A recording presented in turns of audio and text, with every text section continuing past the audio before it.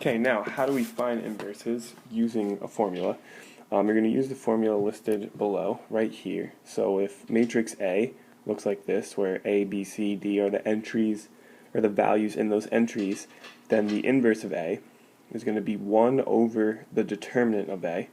So remember, the determinant of A is A times D minus B times C, and times this matrix, where you take the entries in the original matrix and you switch these two. You switch A and D, and you don't switch B and C, but you negate them. So if they're negative, they turn positive. If they're positive, they turn negative. Alright, so first, how can we tell if a matrix has an inverse? Not every matrix has an inverse. How can we tell if it does have one? Well, if we think of these as real numbers, this is okay. Alright, you could switch any two real numbers around and you can negate any two real numbers and nothing bad will happen. It's this part right here which gives us an issue, because if the determinant is 0, then we end up multiplying this matrix by 1 over 0, which is undefined, and that is how we know a matrix doesn't have an inverse. So if we were trying to find this inverse here, alright, we would do 1 over the determinant, so negative 9 times negative 2 is 18, minus negative times negative 2 is 18.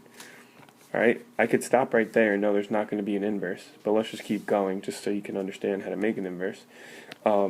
You would switch A and D, so that would become a negative 2 and a negative 9, and we would negate B and C, so that become a positive 2, positive 9, and a positive 2.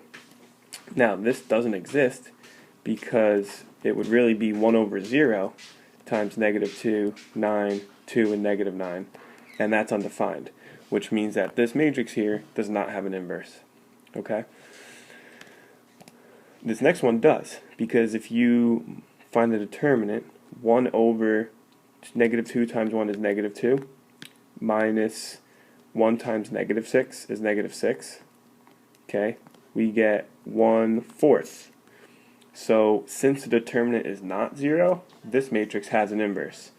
And that inverse is going to be 1/4 times this matrix, where we switch A and D and we negate B and C. And we could just leave it like this.